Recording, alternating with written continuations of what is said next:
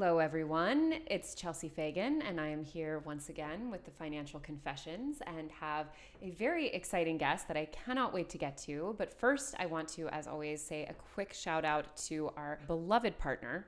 As you guys probably know by now, but maybe you don't, every single episode of the Financial Confessions is made in partnership with Intuit. And if Intuit is not a brand that you've heard of, you probably have heard of some of the amazing products they make, like Mint, QuickBooks, TurboTax, Turbo, just basically every tool you could possibly need to help get your financial life in order. I personally started using Mint like 6 years ago now, as my very first foray into not being a completely tragic train wreck with money. I used it to track my budget and to finally get my spending under control. And one thing kind of led to another. So then I found myself using TurboTax to do my taxes. Then I now every day use QuickBooks at work to manage TFD's finances. Basically, Intuit helps me live an incredibly financially healthy life, and it can do the same for you. So if you can't wait to check out their suite of amazing products, you can do so at the link in our description or our show notes. So here we have today a very exciting guest who those of you who love podcasts will probably be familiar with, and likely if you're watching the show, you love podcasts. She is a writer, a podcaster, a writer for television as well. She used to be at Jezebel. She was at Keep It. She's at Grownish. She does so many things, and her name is Kara Brown. Hello. Hi. I'm sure I probably missed something in there. I mean, you hit the highlights. Highlight reel. It's mostly what matters. Yeah, This was like your Academy reel. Yeah. So welcome, first of all. Thank you. It's very exciting to be here. It's actually the second person we've spoken to in LA who used to work at Jezebel. You know, my ultimate plan is getting all of my friends from New York to move to LA, and it's been like a slow trickle. But if you give me another 15 years, I think I might get them all out here. So, and when did you move out here? I moved out here now like 5.5 years ago, which I only, like this past year, people would ask me how long I've been in LA, and I kept saying like, it's been like a few years. And then it just like started to not sound right. And I did the math. I was like, oh, it's been 5 years. It's been a while. So yeah, it was about 5 years ago I moved out here. Do you love LA? I do. Here's the thing. When I moved to LA, I knew that in all likelihood, because of what I was trying to do, which is work in TV and film, that I would probably have to live here forever. And so when I moved, my approach to it was like, one, I have a long time to get used to it because I'm probably going to be here for a long time. So if I didn't immediately love the city, I was like, I don't want to stress about that because, you know, over the course of my life, I'll find my groove. And when you just know like this is where I need to be to do the thing that I want to do, I think it makes it easier to adjust. So I would say like I really like LA. I love what I'm doing. And so I guess that love trickles over into my love for LA too. Look at that. Yeah. Do you like talking about money? I have gotten more comfortable talking about money. I feel like, in particular, working in Hollywood now, where you had sort of the Time's Up thing, which, you know, also involved issues around pay and pay equity. I think also with sort of the kerfuffle with all of the things with the WGA and that we've been going through, like they are linked to money. And so I've learned that in particular in Hollywood, like having a clear understanding of the money that's being passed around is a super valuable tool to have. So I've gotten more comfortable with it. I don't know if that was ever super uncomfortable, but it's come up more. Is it comfortable to talk about in Hollywood? Money? I mean, I think it depends on who you are around. Like I am finding that now my female friends, and particularly women of color, like we are much more open about talking about money. I haven't really tried to ask like a white guy for like a comp, you know. So I think it kind of depends, but I do think that I think women in particular are becoming more open about talking about money in Hollywood because we're recognizing that they trade so much on us not knowing and not asking. Right. And so when we do actually have a good idea about what to expect or what to ask for, it helps all of us. And I think also so much of Hollywood is, not to say that just if you ask for it, you'll get it, but I do think that like asking for it is a lot of getting what you want. That's true. But I always find that the hardest part, like I feel like every so often, like on Twitter, there will be a flare up of people talking about money, and there'll be like a hashtag, and like a couple people will share their salary and stuff. And then it dies down again. And I don't know if you saw, but there was recently a spreadsheet that went around with like all of these different people working in media sharing their salary, which, by the way, every industry should have some variation of that. Just a Google Doc where everyone shares like a couple quick stats about themselves, the company they work for, the role, and then their salary. But it feels difficult to get a sustained conversation going, because I feel like, and I'm sure that Hollywood probably is very similar, but there are like a few people in media that make a ton of money, and then a ton of people that make no money, right? And very little in the middle. We were recently hearing that on most television shows, for example, you have, you know, for every like one writer who's getting a great salary, you have like 15 PAs, assistants, writers' assistants, right? So how do you feel like the people who have those better, well-paid, coveted jobs can help the people who have the shitty ones? Well, the hard thing about Hollywood and television specifically is that there's generally, because of the WGA, you have these scaled rates. And so you have a set amount of money. So if you are let's say a story editor, which is a position in the writer's room, if you're a story editor on a half-hour network comedy, it's sort of like there's a chart and there is a set amount of money that you're supposed to make. And that's like the minimum that you can make. So it's a set of minimums. So in theory, your reps could get you higher than that, but like legally, you can't make less than that. And so because in terms of the writers, all of those salaries are so kind of set, at least, you know, the minimums are, it is harder when you get into like PAs and writers' assistants and things like that, because they don't have a union, they don't have minimums. And it's much more at the discretion of the showrunner and like the studio and who's paying for it. And so if you are a lower level writer in a room and you think that your writer's assistant is being underpaid, there's honestly nothing you can do other than talking to your showrunner, and your showrunner having to value those writers' assistants enough to fight for more money for them. So the difficult thing is that I think the decisions end up coming down to just one or two people. Right. And if you aren't one of those two people, there's almost nothing you can do beyond, you know, things like perks, you know, like buying them lunch or giving them gifts or something like that. Do you think that people, because I have a perception of people who write on television that they're all rich. Do you think that's accurate? No. So one of the big things that we're dealing with now, so this is very like insider baseball-y, but the drama that's been happening with the WGA and our agents, where we fired our agents over a slew of issues. But one of the problems that the WGA has is that writers' salaries have stayed stagnant even with inflation. So middle class writers in particular are doing worse than they were 10, 15 years ago. Right. And so you're still making good money, but I was talking to this guy who was a showrunner on a show I was on, and like an old school dude, and he said that, you know, it was like an established thing where if you had been a TV writer and you got to a story editor level, like you bought a house. Like you were able to, you would, because of the way the industry worked and the schedule of things and the amount of money you were making, it was like by the time you hit that level, you'd made enough money to buy a house. And like being right now, I'm a level above that level. It's like I absolutely cannot buy a house off of what I make as an executive story editor on the show. Really? Wow. Yeah. So I mean, the other thing is we all live in Los Angeles also. Right. So if we were living somewhere else, we would be rich. But here it goes quick.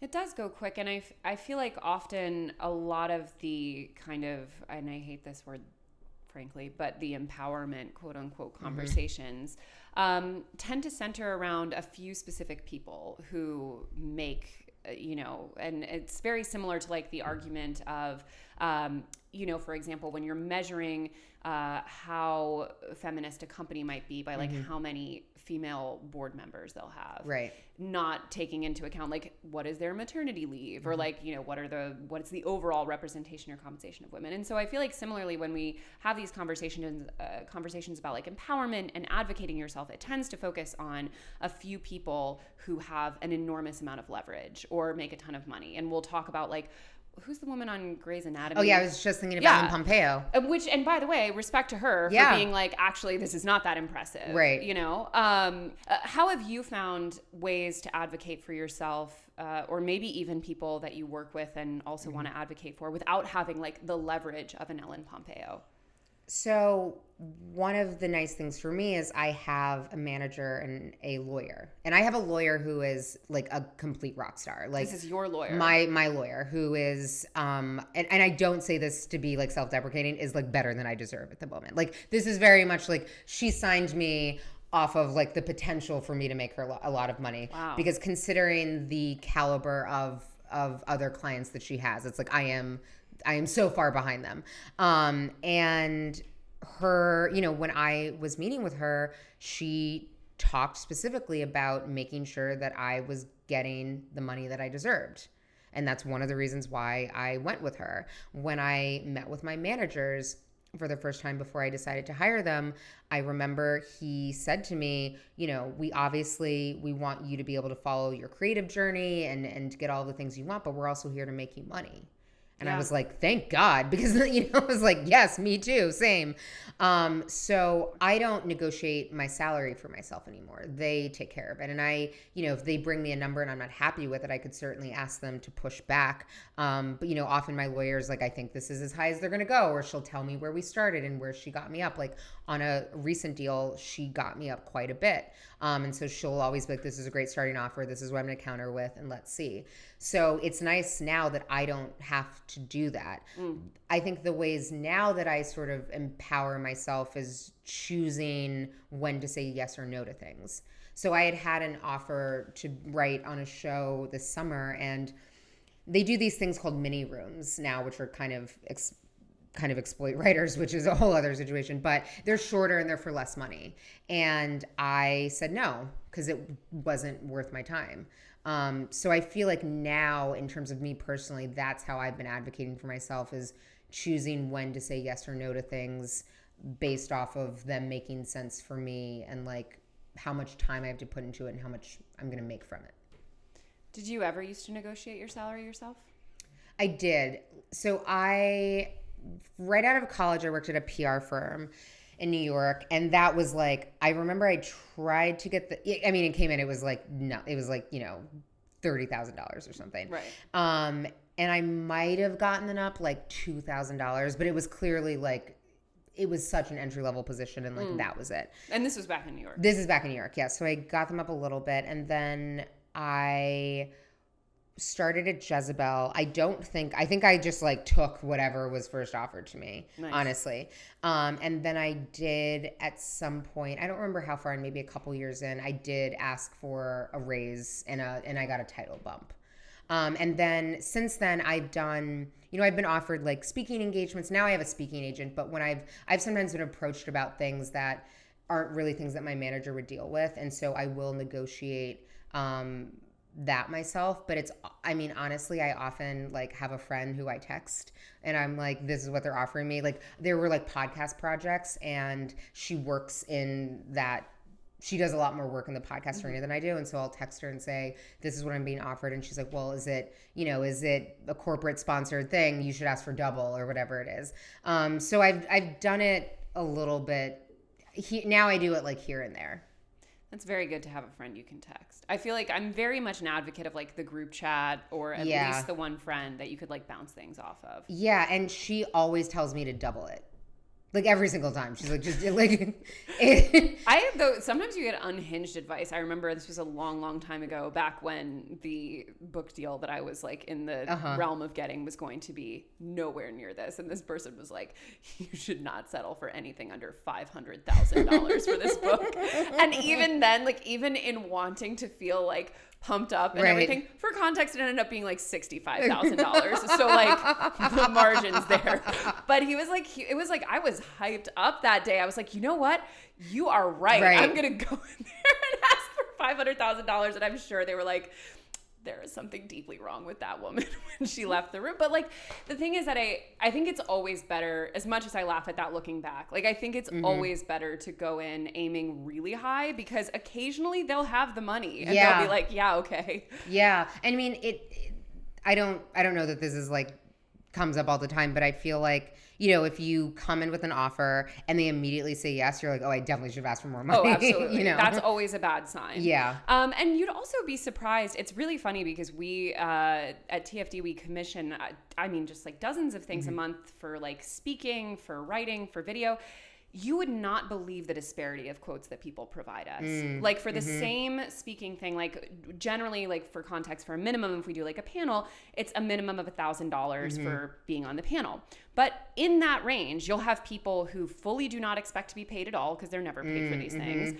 And then you have people who will quote you literally $10,000 for 1 hour of being on a panel in the city they live in. And the thing is that I don't take issue with quoting $10,000. Yeah. I think in that case, you're probably taking, you know, some money out of your own pocket because people might have said yes to something lower. But the thing is that the money is usually not set in stone on the side of the person paying. And so it's always good. And they may still say no. Yeah. But you're not looking rude or weird by asking. Yeah. Yeah. And I mean, I think that is like the biggest adjustment you have to make is like, what are they going to think of me if I ask for this amount of money?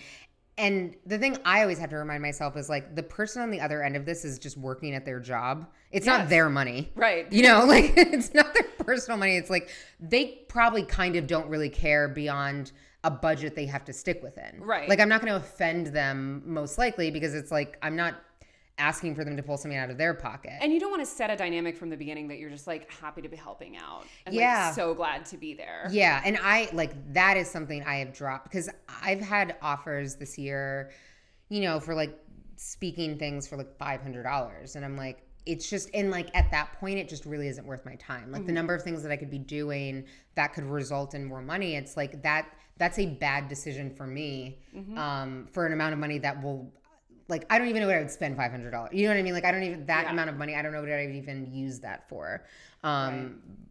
Especially if I have to put forth some effort myself.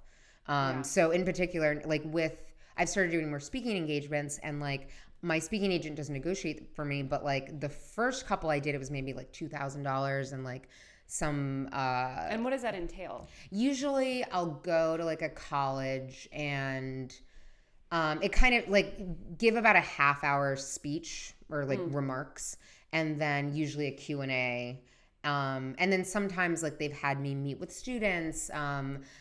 I spoke at my alma mater this year at Tufts University during orientation. And I actually ended up doing 3 sessions to the entire freshman class. So I did a much longer, and that was like 45 minutes and a Q&A. And that requires like serious prep before. It was a lot of prep. And so for that, I think, because also, so when my speaking agent sent it to me, I think it was like $7,000 or $8,000. And I was like, oh my God, because it was like by far the big, and it was travel expenses were a separate thing. Because often for these, it'll be like, we're giving you $2,500, but you have to use that on your hotel and flight. Right. And so I was like, oh my God, I'm cleaning. I was like, for one day of work, I was like, this is amazing.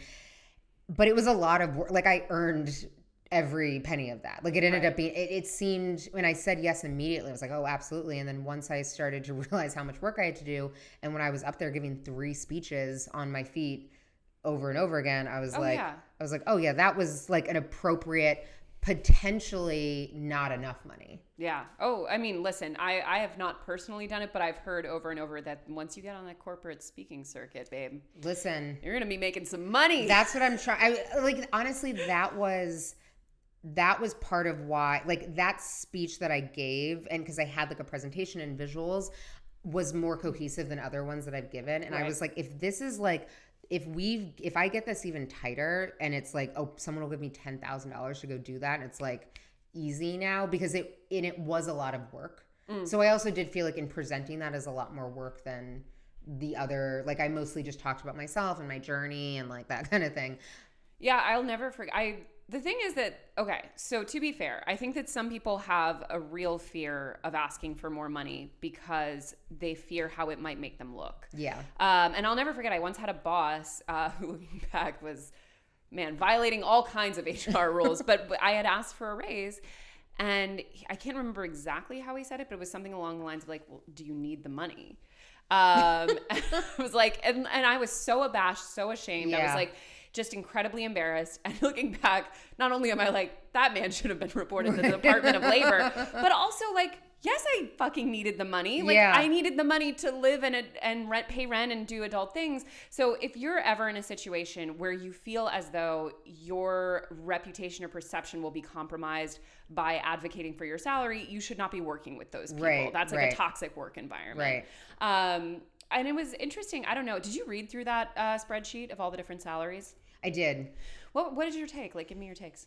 I'm trying to remember. Like, I felt like... Here's the thing. It's also been a while since I was in media, so I actually had kind of forgotten what was like a reasonable amount of money to make for that job. Yeah. And I will say I was surprised at how many like 6-figure positions I saw. Yeah, well, so again, for context, this is an anonymous Google spreadsheet where all different people working in mostly magazines, digital media, newspapers, couple trade publications were listing their title. A lot of them listed also like gender, race, sexuality, those kind of stats, and then they listed what they made. And again, I think this is something that should be done in every industry, but I was fascinated about it from the perspective of like within a publication, there seemed to be just wild disparity amongst two people at the same position. I know that there are a lot of industries where that's much more standardized, where if you have a position, you make a certain amount of money. And I think, as you mentioned, when you're in television, I guess because it's so heavily unionized, you know roughly what a person's going to be making. And what I think is the most dangerous part about that is if I'm working at magazine A and I'm making, I don't know, $105,000 a year, and I saw on that list that someone who does the exact same work is making $55,000 a year, I am completely disincentivized from talking to them about it. Right. Like, and so I wonder, outside of, unionizing, which is not available to a lot of people, at least not immediately, how have you managed to open up the conversation about money with people that you maybe never did before? I mean, I've just started saying numbers and hoping that they say numbers back at you. It's scary. Yeah. And I mean, I'm also, something that I'm finding more relevant is understanding where people are at. For like, if we're going to go on a trip, it's helpful to me to understand where you're at. So I'm suggesting things that make sense for both of us. Yes. Or like if we're going to dinner, there are friends who I know make a lot of money. And so a place that I'll suggest, I'm not worried or having to think about, is that going to be a burden for them? Right. Versus other friends, I'm not going to suggest a super expensive restaurant because I don't want to put them in that position where they're paying $100 for a meal that they can't necessarily afford or don't want to spend $100 on. But how do you know that unless there's some level how of do you know? Yeah, exactly. And so I feel like those conversations for me have been like, I want everyone to be comfortable. And if I'm suggesting things, I don't want people to feel like they have to, explain why they can or can't do something. And so if I have an idea of where everyone's at, then moving forward with things, you can just be cognizant of that. Do you feel personally well off?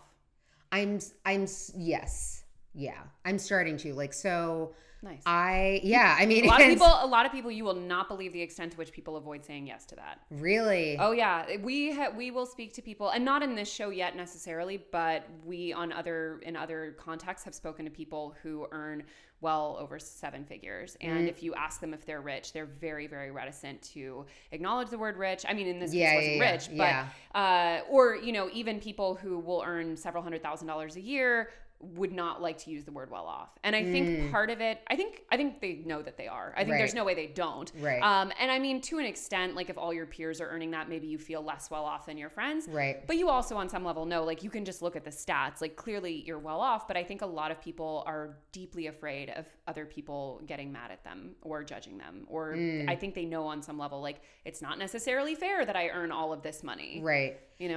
I mean, part of the reason I even say that is because I think of, like we know that like the state of media, for example, it's like layoffs and very stressful. And there's like a lot, I mean, you look at that chart where it's like the salaries are all over the place. So I have friends of mine that I'm always just like, please come and write TV because you will make more money.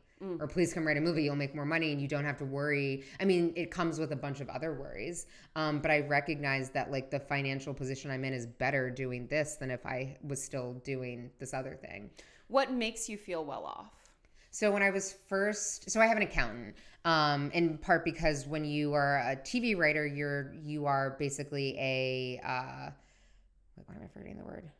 Not freelancer. A contractor. Yeah. 1099. When you're a TV writer, you're basically a contractor. So what a lot of TV writers do is and like a lot of people do this, you like form your own S Corp or LLC. Yeah. So I did that and needed like an accountant to help me with that. And also my taxes got very difficult. And so, he takes care of that. Is he also a CFP? I believe so.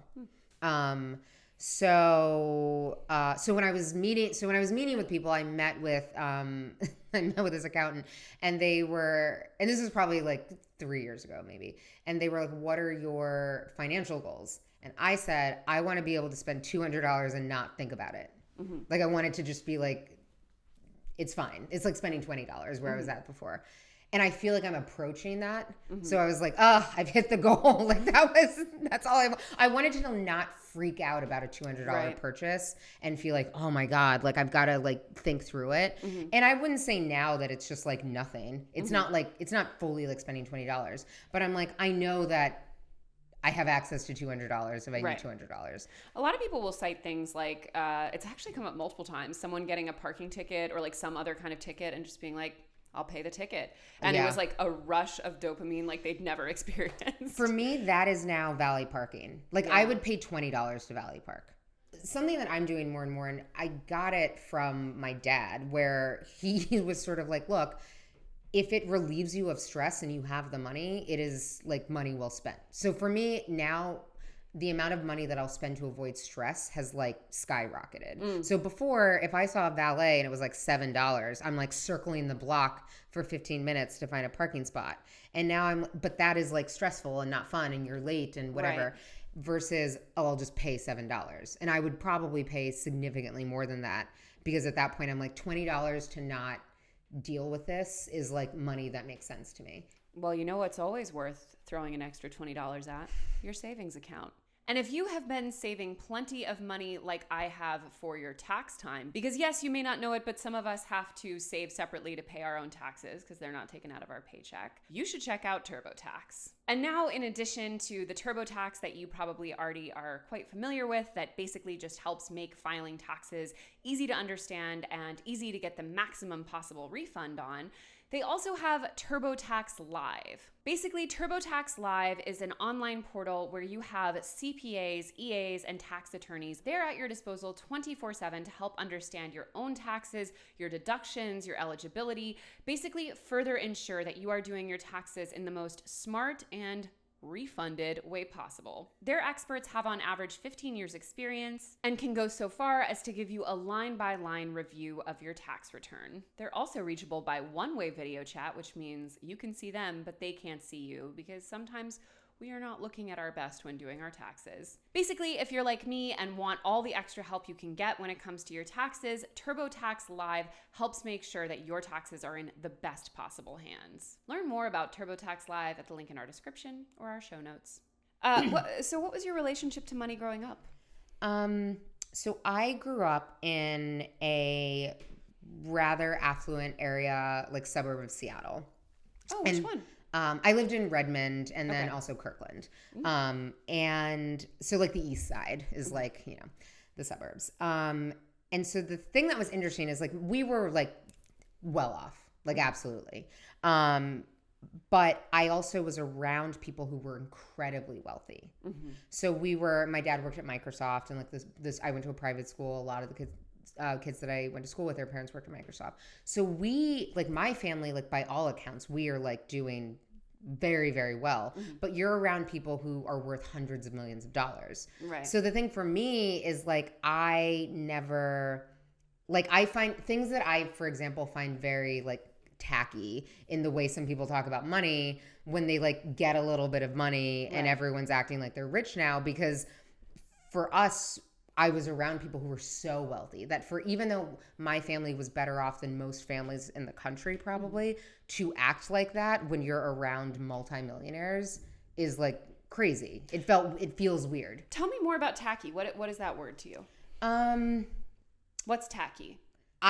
So when I was younger, so when I was like 16 or something, my parents started giving me an allowance. But my dad is an MBA. So my dad is like very like, he's frugal, but just like cognizant of money. So he would make me do budgets all the time. So if I asked for money, I'd have to do a budget. So when I got my car, when they got me a car, in order to calculate the gas money that they would give me, I had to estimate how many miles I drove a month, do the average gas price, and figure out what my car burned, do the math, and like that's the amount of money he gave me for gas.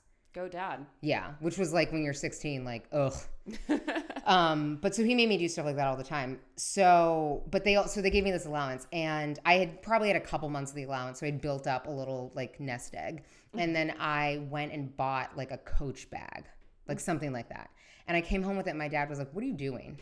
He's like, you can't afford that. Like, you have the money, like technically, but he's like, you are like a child and you don't have a job, and why are you spending hundreds of dollars on a purse when like you didn't earn that money? And so I just like, to me that felt tacky, like gauche. It felt like kind of gauche to be and to like blatantly spend money that like you may not have.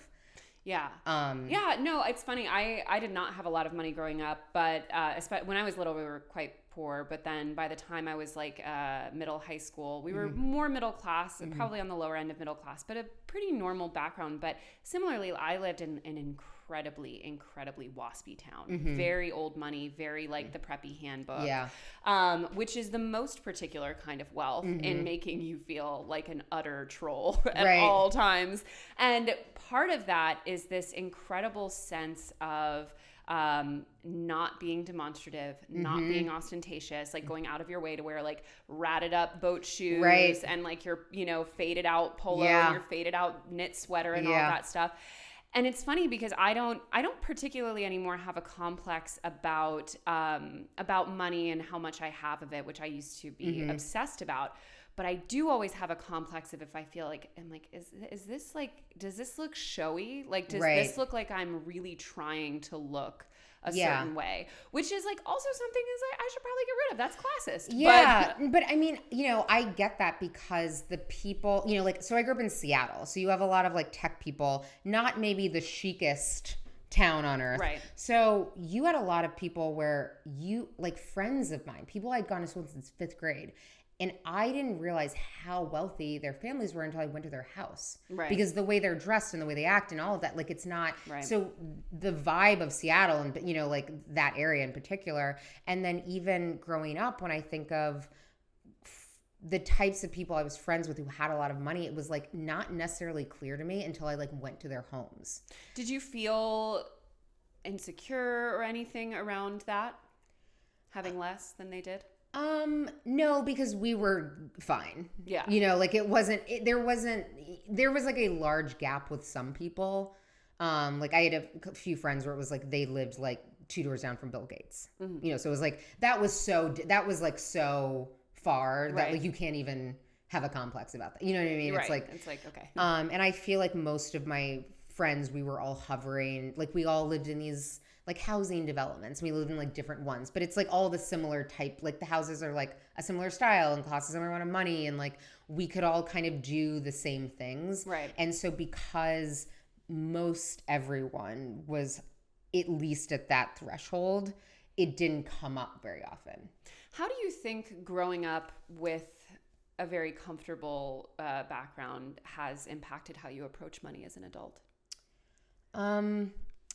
It has made me want it. Like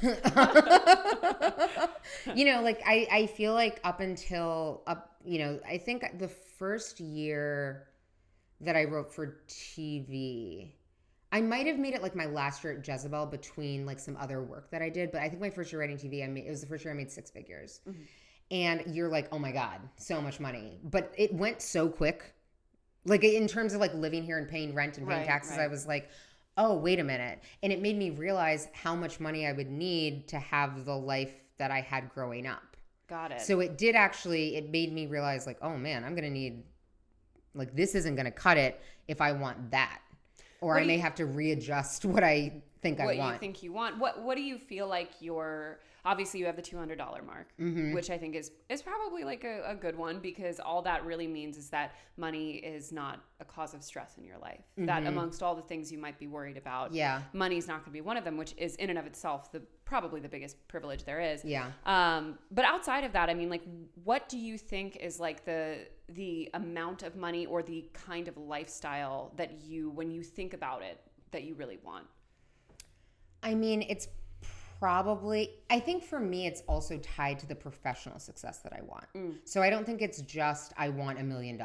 Right. But it's like, I want to have made $1 million making TV, because that signals like, that is like a success point in my career.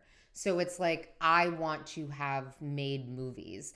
I do want the money that comes with making movies, because it's a lot of money, but I also want to have done that. And it happens, like, the industry that I'm in, these professional touchstones come with a lot of money. Right. Which is not always necessarily the case. So for me, they're very much tied. Like, would I be thrilled to make a super successful movie but make very little money off of it? I'd probably be less happy about that. Like, They are probably linked for me. So I definitely don't have like a number, also because I don't think I understand how much I need for the things that I want.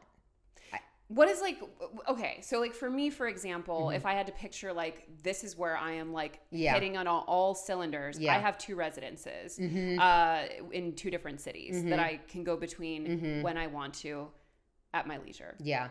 That's like it. And I know what that costs. Yeah. And like, it's not an unfeasible goal eventually in my life. Do you have any kind of goal like that is like very financially based? Probably living in like the neighborhood, for example, that we're in right now. This is West Hollywood. In West Hollywood. Like, and I rent here. You know, LA is funny for me because there aren't a ton of areas in LA that I'm like itching to live in. So one thing that I'm not willing to do is to live in a neighborhood in LA just to own a house. You know, like, so for me, it was like being able to buy a house in West Hollywood. Got it. I have no context. What does a house in West Hollywood cost? I mean, so like this house. Well, this is a 3-bedroom, like it's just 1 floor. It's imagining this was a standalone house. I don't know, like 1.5. Oh, really? Maybe maybe more than that, maybe a little bit more than that. But once you get into like in this area, if you keep going a few blocks away and they have these new builds, those are like $3-4 million houses. Wow. It gets crazy. So you want to be able to buy a home in the neighborhood that you want to buy it. Yeah. And and a large but important caveat to that is, and it's something that I think about more and more, which is like, so I'm single, and if I had a partner, being able to reach that goal much quicker than I can by myself. Yeah. So it's like that could take me 10 years. It could take me 3 if I was with someone who was also earning, you know what I mean? Do you find that it motivates you even more to do it by yourself? Yeah. Yeah. A lot of people, I think, experience that. I do, but I also kind of resent it. Yeah. You know, a lot of people experience that too, I think. Yeah. Like it does. I don't know. I don't know that I need like more of the motivation, because I don't think I'd be like, well, I'm fine earning less money because I have this other person. I would just be like, oh, I'm going to earn the same amount and we're just going to have more money to do the things that we want to do. But it is frustrating, especially I think because you'll see people like buy houses and it's like, oh my God, we're congratulating them, whatever. And it's like, well, yeah, because they have 2 working adults. Yeah. You know, and it's like, not fair. Yeah. And it's like, that matters. And I could be making the same amount as one of them. Right. So it's not like they're more quote unquote successful than me. Yeah, it's true. And we hear that from our audience all the time. It's like no one ever addresses the biggest privilege of all, which is dual income household privilege, which is very true. And there's no getting around that. Yeah. But I do feel like I always feel like it's like become a meme now, but like those like 19-year-old Christians on Twitter. Oh, yeah. Like, homeowner's baby. And to be honest, like the things financially in my life that that have been the most defining for me is like being able to, rent my own studio apartment in a neighborhood that I loved, when I was a single gal. And there's something about that I think, even if, for you feel like you're going through a period, especially if you live in a place like New York or Los Angeles, where it really radically impacts your quality of living, I feel like there's nothing as enriching as being able to do something yourself.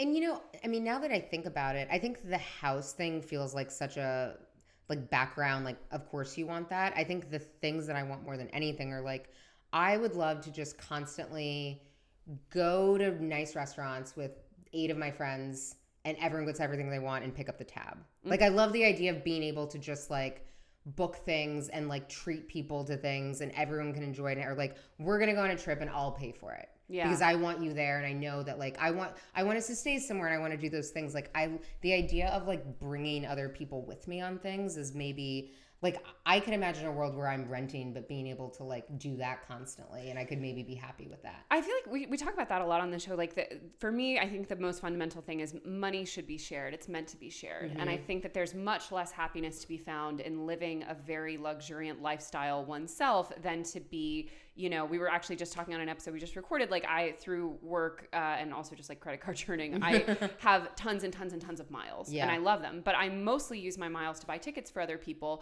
because it really has no impact on me. And that is something that normally they would not treat themselves to. And whether that's being able to then join them with something or have them come visit or whatever it is, like that has 100 times the value to me than just buying myself another ticket to another place would. Yeah. And I think that a lot of people get so focused on their own net worth and their own assets and their own day-to-day lifestyle that they don't really think about like, well, what is the joy that this money could allow in my life? And yes, a house is joyful, but like getting to see your family is more joyful than that. Yeah. I mean, like being able to, I don't know, have like a really cool experience with my friends where no one is like worried about the bill at the end of it and just gets to like enjoy it. It's like, that feels like that's way more fun than buying a bag. And like, listen, I like buying shit. Like I shop a lot. Gotta say same. Yeah. Do like, love buying shit. I like shopping. I like things, but it's like, that is more fun. Do you ever feel any guilt around earning a lot of money? I mean, no, because like the job is hard. It's funny, like I'll talk to my dad. Like when I told my dad about that speaking engagement, and he was like, you're making all of that for this one day of work. And like, mind you, my dad has made much more money than me, and like is fine. And so he'll often joke, or like the writer's room start at like 10:30, and he'll joke about like how hard we're not working or whatever it is. But the work that I'm doing when it's hard is like hard and very stressful. And I think that's the other thing. This industry is very stressful. And so even if the work itself that day isn't hard, it comes with all of this other bullshit that I find incredibly stressful all the time. Like the most stressed I've been in my life has been like at points about work things and like TV show, like scripts. And so for me, it's like, that is worth the money because that was very stressful and I had to do this job. And I'm like, I feel like I earned that money for like all that I had to do and maintain to get it. Do you ever feel a difficulty in navigating friendships where someone might have a lot less or a lot more than you do? I feel like it's been a while since I've had that big of a gap with things. I do have like one close friend who like works sort of sporadically because of what they do, and so I'm much more cognizant of like, let's come over and like let's cook at home kind of a thing, which like I like cooking anyway, or like just treating them to things because it's that $50 doesn't matter to me. And it's like I'm happy to do it, especially if it's like I want you with me. So if wanting you with me means I pay for it, then like I'm happy to do it because it's more fun to have you with me than to not have you with me. Yeah.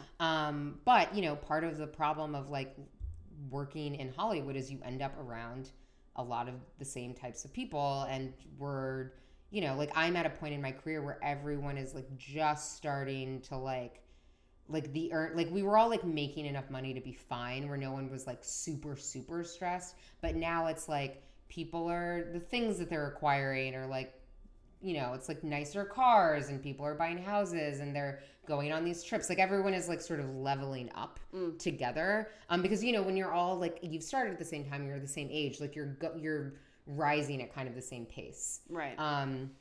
So most of the people that I'm around, I don't feel like I think we're operating at similar levels. More likely than not, I'm with people who have a ton of money, and that is less weird because it's usually like, oh, they just pay for dinner, kind of, you know, kind of a thing. Why not? And Cash yeah. Like I have a friend who, you know, she gets a lot of money from her parents and is like pretty open about it, and so we'll have drinks, and she's like, my dad just handed me like 100 when I left, so like I'm just gonna pay for the drinks. How old is this friend? Into their 30s.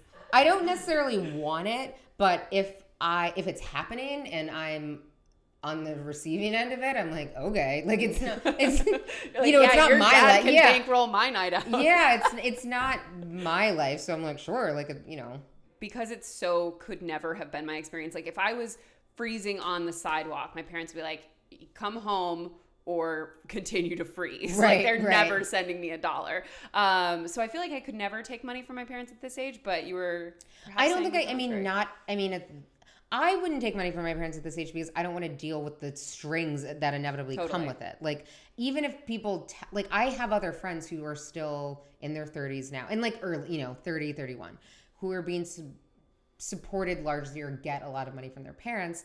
And whether they fully admit it to themselves or not, it's like there are decisions they don't get to make on their own.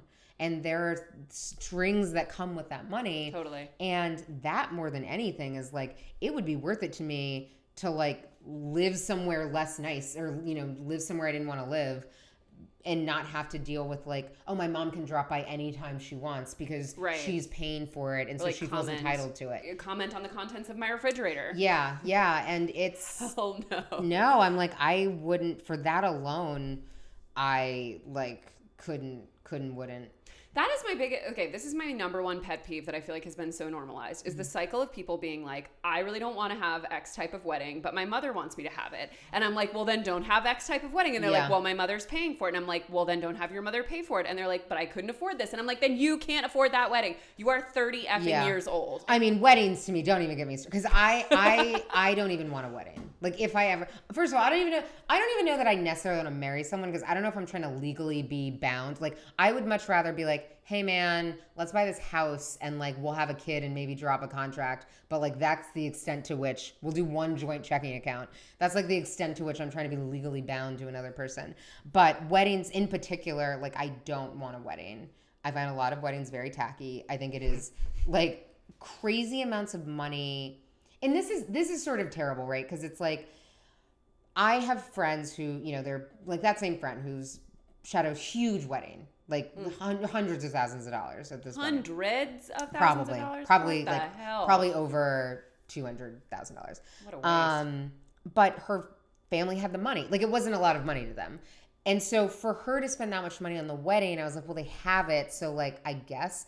But people like going into debt over weddings to me feels crazy, which is sort of unfair, right? It's like, I guess if you really wanted it, I guess you should have the wedding you want. Like, does she deserve that wedding more because she can afford it? Right. It's like, it's all arbitrary. I will say, though, you say you don't want a wedding, and I believe you. I believe that you don't. Mm-hmm. But every single woman we interview on this show is like, who has gotten married, says the exact same thing, which is like, I was really never the type of person to want a wedding. Didn't want one going into this. And then lo and behold, they all drop $70,000 on a wedding. And I'm like, here's what I don't want to do. I don't want to plan it. And I feel like what I resent is the idea that of being with someone where they expect me to plan it. So if I ended up with someone and he was like, I want to have a wedding, I'd be like, great.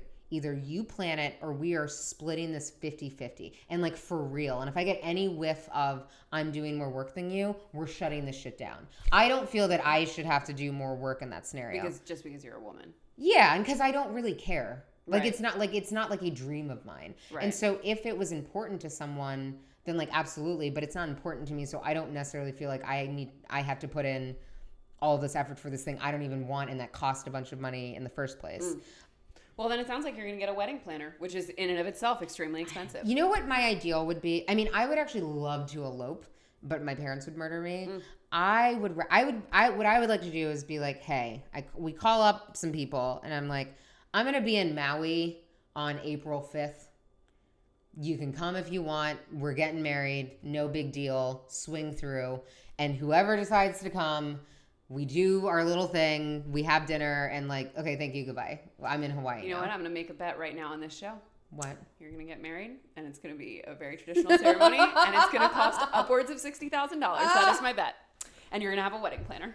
Well, while we have you, Kara, we would love to have you answer our classic, I would say at this point, rapid fire questions, all about money, which we make in partnership with Mint, which is awesome, and I'll tell you more about later. And so let's just get right into it. And again, they're rapid fire, but if you need to go long, that's okay. Okay. What is the big financial secret of your industry? And let's say Hollywood for this. Oh my God, this is not rapid at all. I'm having, what's the big financial secret?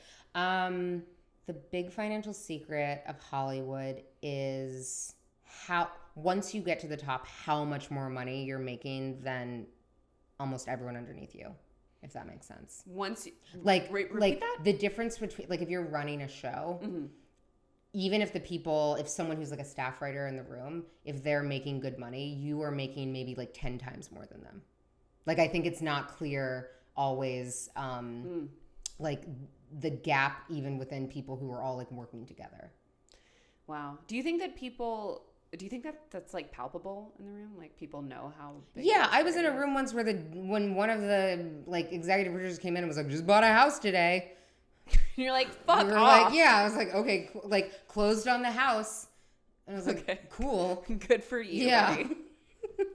What do you invest in versus what are you cheap about?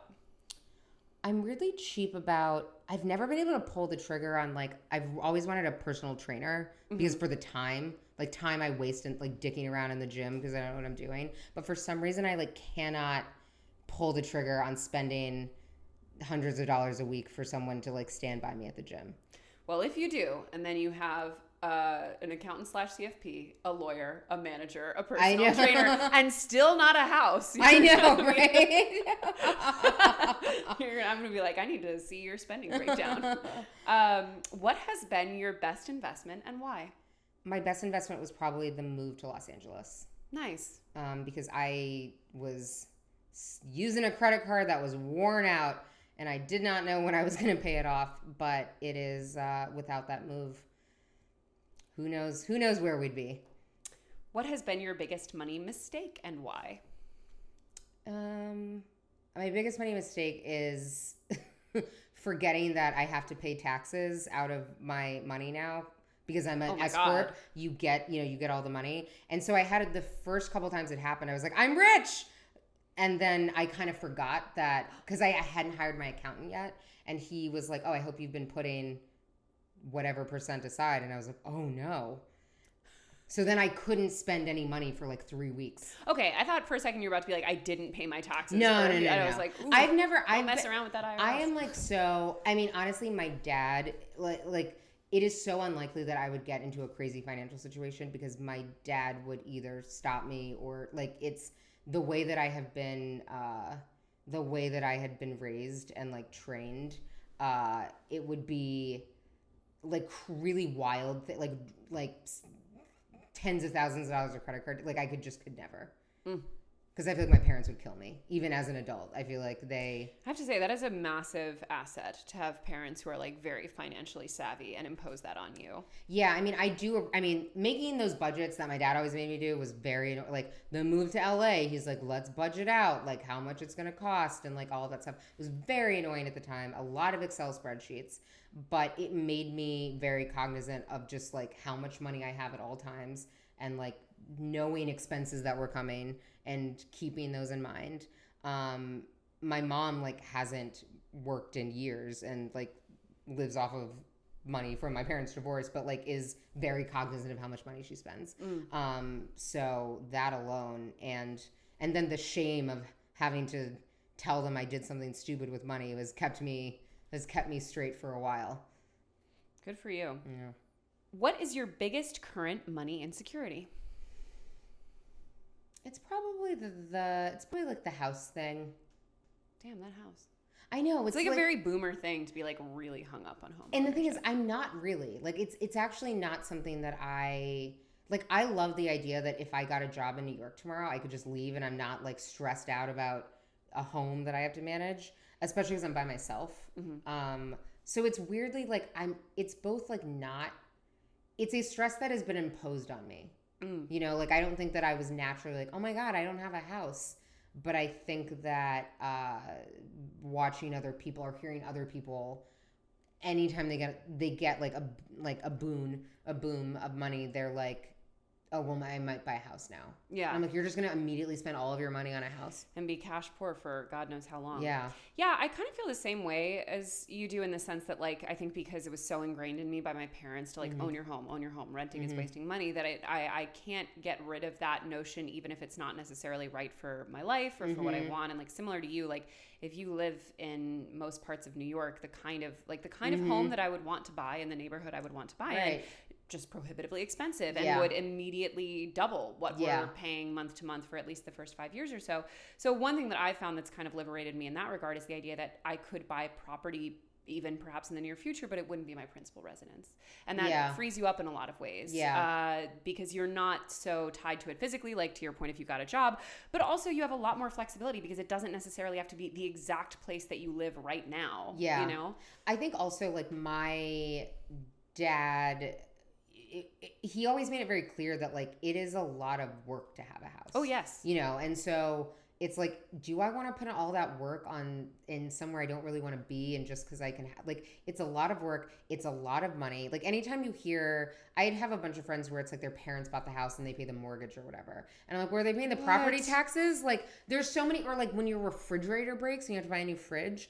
It's like things that I'm like, have you thought, you know, it's not just the mortgage. Right. Like, you know, there's tons of other things you're paying for. What about a tree falls and like caves in part of your roof and you're out $22,000? Or like if you have a yard, are you mowing the lawn? Right. Is someone coming to do that? Like people just think like, oh, the mortgage is like the same as my rent. And my dad was always like very clear that it was so much more money than that. And so when we would hear about people doing that, he was just like, that's not necessary. You're not necessarily saving money. What are the logistics of like? What are the parents getting out of this? Because the parents buy the home, so they make the down payment, and then the child pays their mortgage. But then they're still out that down payment. Yeah. And do they keep the mortgage or do they pass it to their children? I think the kids are I'm not sure. I do have one friend where it was basically his dad. He's like a smart money person. So basically, his dad paid the down payment. He was making enough money to like he could afford a lot of the other upkeep of the house. Like he redid it, but he like did a lot of the construction himself, or not construct, you know, whatever. He was like doing the floors and things like that. And so then he sold that house and then bought a new house. So it was like his dad put him in a position, right? And that's the smartest way I've seen it play out, where now his dad doesn't have to help him with anything after that one kind of boost. You know, but I don't know. I think it's this idea that like they're saving money. Like the kid is saving money. And like now at least we own a thing if we, you know. Listen, again, hard for me to relate to. I used to work with a girl she was 22 and her parents bought a loft in Williamsburg for her to live in. And I was like, I can't come to this job every day and have to sit across the table from you. No, I had parents where like, I was never, if there was like an emergency, I was never worried that my parents wouldn't bail me out. But it certainly wasn't a like, I want a thing, so here's like, the money. Okay, darling. Yeah, it was like, if I had like a legitimate emergency, I know that they could help me. But if I was just like, I want a new laptop, they'd be like, get the hell out of here. Like, what are you talking about? My dad has said this for years. Like, I think when I first started in Hollywood, he's like, just waiting for you to buy me that boat. My dad does not boat. I have never heard him care about having boats. It is not like, but his thing is like, when you buy me that boat, it'll be like, we're even. Yes. Like I raised you, you bought me the boat, we're done. And I'm like, what are you doing with this boat? You don't know how to boat? Oh, absolutely. My mother, every single time, I'm very, even on the channel, transparent about money. So my parents know everything about our finances. And every single time we go out with them, my mom's like, you earn more money than I do. Like, you're paying for this. Like, every single time we'll do something. And I'm like, honestly, she's right. Like, she paid for me for, 18, 20 years. She has every right. What has been the financial habit that has helped you the most? Being afraid of having no money. No, that's not a habit. I mean, listen, that fear will keep you on the straight and narrow. Probably those damn budgets. As much as it was, like having a very clear understanding of how much I needed to clear each month. Like, okay, to get through, like, I need this much money to just, like, get through the month of rent and groceries and utilities, and always keeping that number in mind. And, like, in particular, when I was making less money, like, not spending money until I knew that was in the bank. Right. How do you budget? A lot of people ask us this, but I'm curious how you budget with fluctuating income. I haven't honestly been nailing that. I've been like, this year for me was like, I just got staffed on a show in the last couple of weeks. Congratulations. So, thank you. So this whole year I actually didn't have like a full-time job. I was like doing the podcast, I was doing speaking engagements, like money was coming my way. And so I was sort of like, it'll come, even when I didn't exactly know, which was not a great way to go about it. And I ended up and I'd been developing things. So I was like, I'm pretty sure one of these three things will hit and then that'll get paid. But after the first season on Grownish, when I knew I maybe was going to be working for a while, I remember my dad and I sat down again and we did a budget. And my dad was like, you have 6 months. He was like, you can go 6 months without working. And so we did that. And so I was like, okay, I have 6 months. And so any extra money I made, I was like, okay, has that increased? Are we at 7 months now? Like that kind of a thing. So I've tried to think of it as like this year when I made enough money where I was like, okay, that's rent for the rest of the year. So I'm just going to not touch that and know that the rent is paid for the rest of the year. If I make no other money, at least I know that I can that'll be fine. We need to get your dad on the show, man. I mean, you say that. It'll be a long episode, man.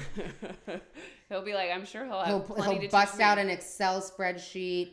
He always, it's factoring in. He's like, how many times? He's always also very big on being realistic. So he would be like, how much do you spend shopping? He's like, you don't have to tell me less because you're worried or say you'll shop less. He's like, what do you spend on it?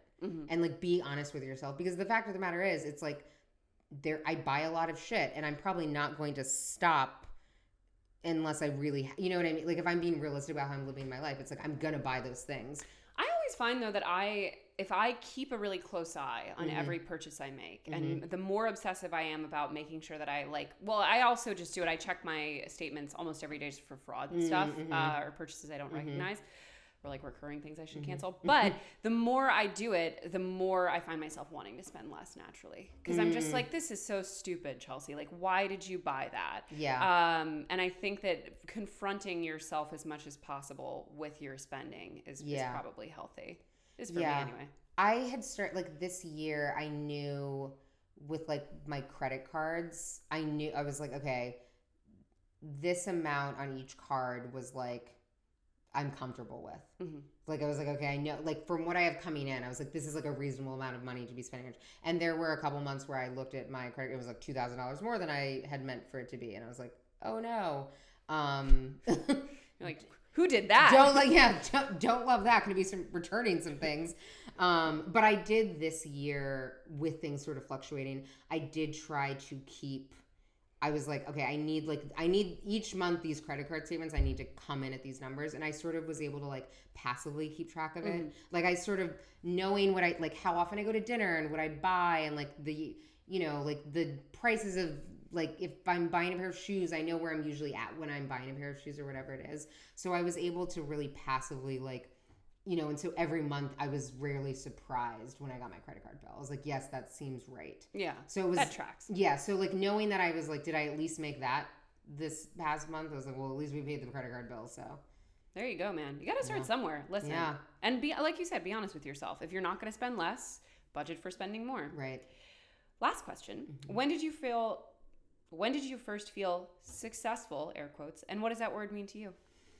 I probably first felt successful when I started writing for Jezebel and was able to write for, like, support myself writing, because that felt like a crazy thing to tell people. Like, even when I first, like, my dad had said to me, actually, when I got the Jezebel job, he's like, I think you always knew that you wanted to be a writer, but you were like afraid to say it out loud. And it's like, yeah, because that's an insane job. Like, who's writing for money? Right. And like, you know, my parents had paid for me to go to college, like had spent a bunch of money for me to go to school. And so the idea of like, you've spent like tons of money for me to be like, I'm going to go be a writer. I was like, no, I need to go get a job and like now support myself, because they've been supporting me for all of this time. So I think when I was able to like support myself on something that I enjoyed doing that much, I was like, okay, I at least knew that like I can make a living doing this. And so it's nice to know that like potentially forever, like I have this option. And because I now understand, you know, what like $50,000, like I have a better idea of that number. Oh, yeah. See, I was like, I was actually like mad at my parents. I'm like, I cannot believe you should not have spent this much money for me to go to college. And like my parents, I was very lucky, they had a college fund for me. So it was like the money could only be used for that. So I was, on one hand, I was like, well, I mean, the money was there, so okay. But now I'm like, oh my God, you should not have spent that much money for me to go to college. Right. Like, I wouldn't have done that. No. It's a 529, guys. The 529, it's an investment account that is just for sending people to college. Yeah. I wonder if you can use it to send yourself to college. Like, Actually, so like later in life. in my dad's will, I believe, and I don't know if this is just because of, and he's alive, but because of the account For that, now. like if I didn't graduate from college, that money would go to the next person. Like he's like, that money can only be used to educate someone. So like if I didn't spend all that money, it would go to my younger sister. For their college. If she hadn't spent it all, it then starts going to whatever my next cousin is. So it's like no one could use that money for anything. In his will, he was like, you can only use this for education. No one's like cashing out and just taking this money to like hang out. Damn, I have like maximal respect for your father from these anecdotes. Listen, this is why the idea of calling him and being like, oh, I spent too much on my credit card was like not. I was like, No. We can't be doing that. Like, you are a grave disappointment. Yeah. Well, thank you so much for coming out and for being so candid about money. I hope it was informative and relevant. It was. Love talking about it. And thank you guys as always for tuning in. We will see you next week.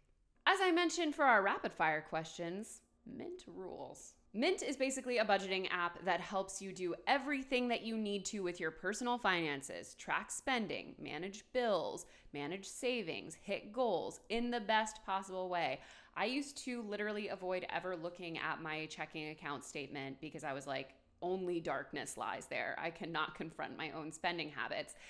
And what Mint does basically is it takes all of what you're doing with money and breaks it down into these really easy to understand and easy to follow charts and graphs that basically confront you with the reality of your money. And plus, it tracks it over time so you can start to see patterns and trends. And when you're increasing your savings, that little satisfying line goes up. And basically, it just helps you understand your own financial health better than you ever could on your own. I started using it well before TFD even existed, believe it or not, and still use it to this day to make sure that there is never one money decision I'm making that I cannot fully track, account for, and understand. If you have been wanting to get started on a budget and get better with money, I could not recommend Mint anymore. And luckily for you, it is completely free and linked for your convenience in our description and our show notes.